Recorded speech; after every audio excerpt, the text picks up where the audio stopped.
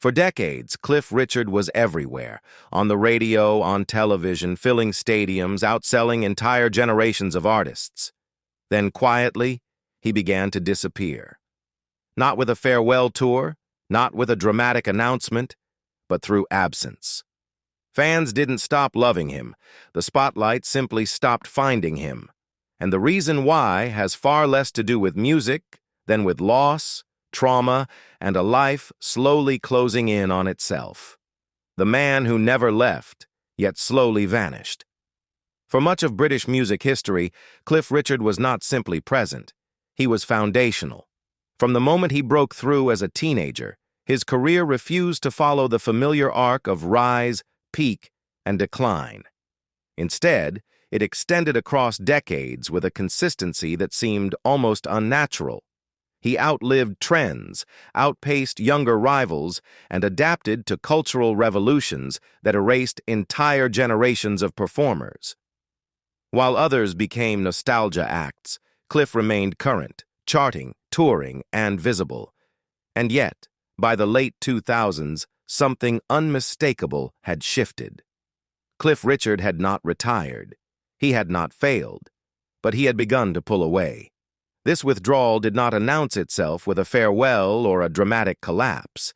It happened quietly, in stages, layered over years of emotional exhaustion, public trauma, and private reckoning. Long before his name began appearing less frequently in headlines, Cliff had already started shrinking his public world. He accepted fewer interviews. He shortened promotional cycles. He limited appearances that once felt automatic. And when he spoke about it, his words were telling. He did not describe creative burnout or loss of inspiration. He spoke instead of physical and emotional weariness. Performing, he said, had become very wearing. Touring no longer felt like momentum or joy. It felt like survival.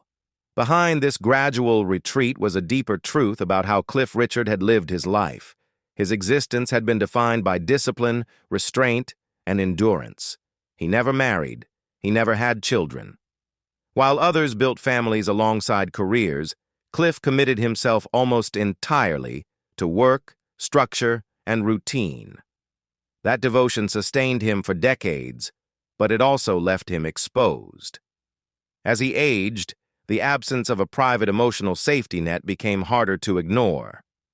Fame could fill stadiums and headlines, but it could not fill silence, and silence grew louder with time. As his 80s approached, Cliff began speaking with an honesty that surprised even longtime fans. He openly questioned how much longer he could continue performing at the level audiences expected. He admitted that some mornings he woke up unsure whether his voice would still be there. That uncertainty carried a quiet terror for someone whose identity had been inseparable from singing. He acknowledged, without bitterness, that the body does not negotiate with legacy. No matter how vast a career becomes, time always collects its debt. Crucially, Cliff did not disappear because the world stopped watching him. He stepped back because being seen had become costly. Public life demanded energy he no longer had in surplus. It demanded resilience after years of scrutiny and trauma. It demanded a version of himself he no longer wished to perform.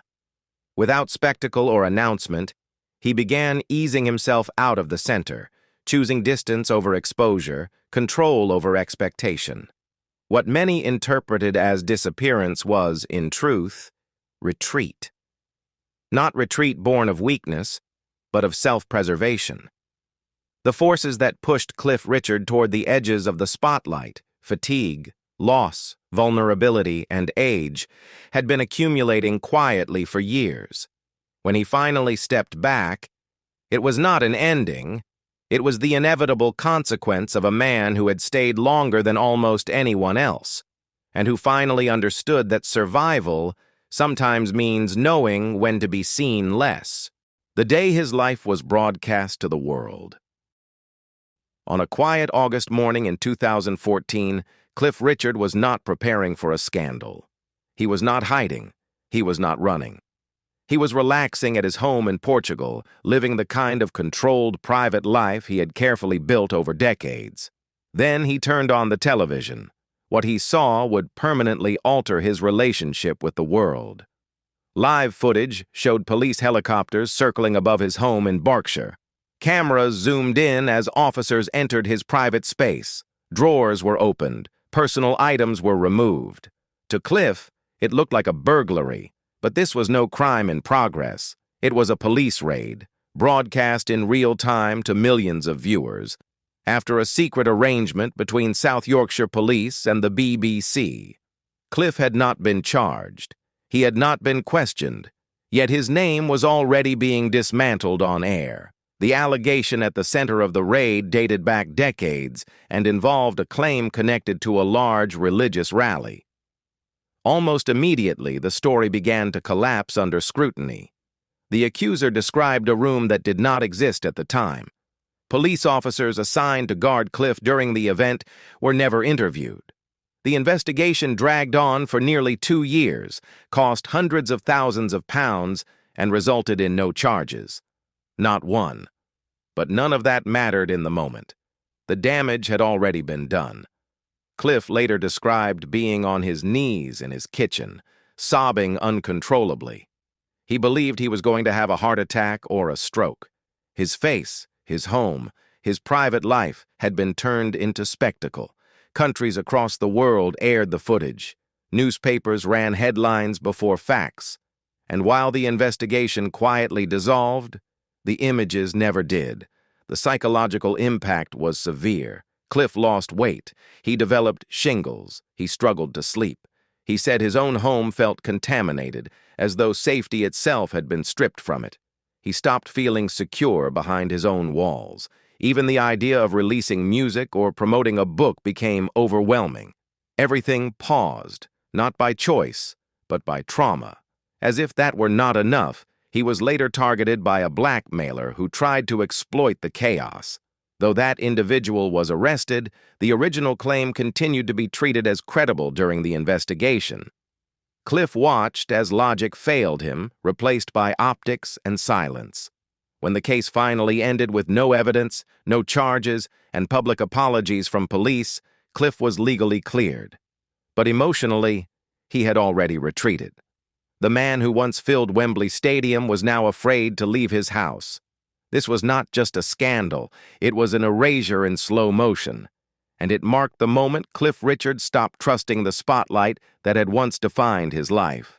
A life built on restraint, and the love he never had. While the public focused on the scandal, few noticed that Cliff Richard had already been carrying a much older wound. Long before helicopters hovered over his home, Cliff's private life had been shaped by absence. He never married. He never became a father. That choice was often framed as discipline, faith, or devotion to career. The truth was more complicated and far more painful. Cliff once admitted that if you do marry, you must commit fully. That belief came from watching a love he could never claim slip permanently out of reach. He loved one woman for decades. She did not choose him. She married his best friend, then married someone else. Years later, she died in his arms. Cliff never replaced her. He never tried to recreate what he had lost. Instead, he buried it beneath work, routine, and silence. To the outside world, his life appeared orderly and controlled. In reality, it was carefully hollowed out. Fame became structure. Faith became anchor. Music became refuge. Without them, there was nothing waiting at home except quiet. That worked when the world applauded him. It stopped working once the applause turned into suspicion. His relationship with Olivia Newton-John revealed just how deep this emotional restraint ran. They met when she was young, talented, and already admired by everyone around her. Cliff later confessed that he had fallen in love with her, knowing she was engaged to someone else, his own bandmate. He said he lost his chance before he ever had one. They remained close for more than 50 years, performing together, laughing together, aging side by side, while never crossing the line they both understood existed. When Olivia died after a long battle with illness, Cliff was devastated. He said he hated the word death, preferring to say she had simply stopped living. It was a quiet way of acknowledging a loss too large to name. By then, the world had already taken so much from him. That loss removed one of the last people who truly knew him beyond the stage. So when Cliff began withdrawing from public life, it was not just fear or fatigue. It was the collapse of a support system that had always been invisible. The spotlight didn't just expose him. It left him alone beneath it. Faith, survival, and the price of staying true. By the time Cliff Richard began to fade from public view, many assumed it was simply age catching up. That explanation was convenient, but incomplete. What truly sustained him through the collapse of trust, reputation, and safety was the same force that had once nearly ended his career decades earlier: faith. When Cliff publicly declared his Christian beliefs in the mid-1960s, it shocked fans and industry insiders alike. At the height of youth rebellion and cultural upheaval, rock stars were expected to challenge authority, not align with belief. Cliff did the opposite. He stood beside an American evangelist in front of thousands and spoke openly about God. Almost immediately, whispers began. Some thought he would leave music altogether. Others believed his career was finished. For a time, Cliff himself feared they might be right. He questioned whether it was possible to remain in the spotlight and stay spiritually honest. Booking agents hesitated. Industry confidence wavered. But instead of disappearing, Cliff adapted. He did something no major British pop star had done before. He refused to choose between belief and career. He remained visible, chart-relevant, and open about his convictions, even when it cost him popularity in certain circles. That decision reshaped him. Cliff later admitted that his earlier rock image had been an act. Confidence was something he performed, not something he possessed. Faith, he said, removed the pressure to pretend. He no longer needed to be right, dominant, or adored. That internal shift allowed him to survive musical revolutions that erased others. But faith also became his only constant as everything else fell away. When radio stations quietly sidelined him decades later, when ageism crept into playlists, when his name was treated as outdated despite continued sales, Cliff absorbed it silently. He had learned long ago that resistance only invites punishment. Endurance, not protest, was his instinct. So when the BBC raid shattered his sense of justice, Cliff did not lash out publicly. He fought in court, methodically, quietly, over years. When he won, the ruling changed British media law, but the victory did not restore what had been lost. Trust does not return with compensation. Safety does not come back with apologies. Faith helped him survive, but it did not shield him from fear. It did not undo humiliation, and it could not stop the body from aging. By his 80s, Cliff no longer measured success by chart positions or ticket sales. He measured it by whether he could still stand on stage without pretending to be someone he was not. The man who once conquered decades of music now faced a more intimate battle: how to remain himself when the world no longer felt safe enough to watch. Aging in public, disappearing by choice. By the time Cliff Richard approached his mid-80s, the disappearance from the spotlight was no longer subtle. It was acknowledged by him. In interviews given ahead of his birthday, Cliff spoke with a bluntness that stunned even longtime fans. He said he might have to give up touring. Not because of contracts, not because of interest, but because his body was no longer reliable. Some mornings, he admitted, he woke up unsure whether his voice would still be there.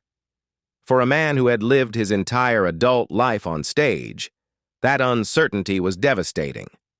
Touring, once a source of energy, had become physically draining. Travel was exhausting. Rehearsals took longer. Recovery took days. And yet what troubled him most was not the fatigue. It was the fear of becoming a version of himself he no longer believed in. He said clearly that he did not want to be an 85-year-old man trying to perform like an 18-year-old. That line was not self-deprecating, it was self-protective. Cliff began openly discussing scaling things back. Fewer dance routines, less movement, more support from younger backing performers. He talked about comfort, about dignity, about honesty. These were not the words of an artist chasing relevance. They were the words of someone learning how to let go without collapsing. Then came the line that changed how people heard him. "I might be dead next year." He didn't say it for drama. He said it calmly, almost casually. It was not despair. It was acceptance. After surviving decades of pressure, false accusations, public humiliation, private heartbreak, and physical decline, Cliff was no longer afraid of endings. What frightened him was pretense. In that sense, his disappearance was not abandonment. It was alignment. He no longer wanted to fight time, media, or expectations. He wanted control over how much of himself the world could take. The man who once belonged to everyone was choosing finally to belong to himself.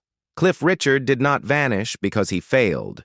He vanished because he endured longer than anyone expected and paid the full price for it. So when a legend steps back quietly, is it really disappearance? Or is it survival? Do you think Cliff Richard deserved a gentler ending after everything he gave? Let us know your thoughts in the comments, and if this story moved you, don't forget to like and subscribe for more untold chapters behind the spotlight.